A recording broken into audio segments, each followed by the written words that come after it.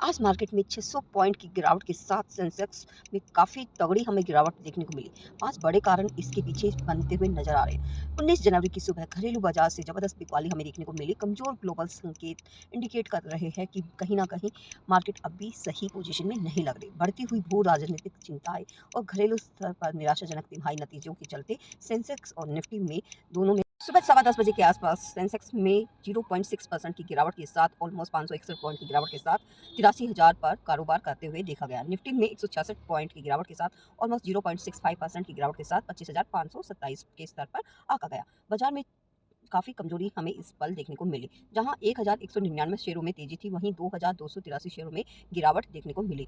और बात करें 195 शेयर ऐसे भी रहे जिनमें कोई भी बदलाव देखने को नहीं मिला। निफ्टी के प्रमुख गिरावट वाले शेयरों में Wipro, Tata Motors, PV, ICICI Bank और मैक्स हेल्थ केयर शामिल रहे।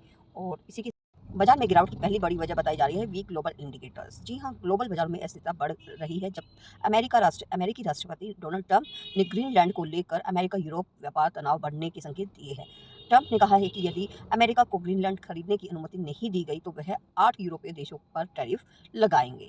कारण है फेड चेयर को लेकर अटकलें जो है बाजार धारणा पर असर तब भी पड़ा जब ट्रंप ने कहा कि केविन हैसेट अगले अमेरिकी फेड चेयर नहीं बन सकते हैं और अपनी मौजूदा भूमिका में बने रह सकते हैं। इससे 2026 में आक्रामक ब्याज दर कटौती की उम्मीदों में कुछ नरमी आई, जिसका असर वैश्विक बाजारों पर पड़ा। पांचवा बड़ा कारण निवेशकों की बढ़ती हुई जागरूकता है, जहां पर इंडिया विक्स में एक अच्छा खासा 5% का उछाल देखने को मिला है। 11.98% पर ये पहुंच गया है। इसी के चलते बाजार में काफी हलचल देखने को मिली। लगातार एफआईएस की तरफ से बिकवाली और शुक्रवार में बाजार में एफआईएस की बिकवाली की बात करें तो 4,346 करोड़ की कुल शेयर बेचे गए। वहीं पर विजय कुमार के मुताबिक 16 जनवरी में एफआईएस की जो कुल बिकवाली रही वो 22,529 करोड़ पहुंच चुकी है।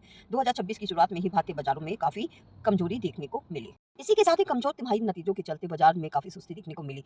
आईटी इंडेक्स में 1% की गिरावट और विप्रो के शेयरों में 7.2% की गिरावट हमें देखने को मिल रही है। कंपनी ने चालू मार्च तिमाही के लिए उम्मीद से कमजोर रेवेन्यू ग्रोथ का अनुमान दिया है।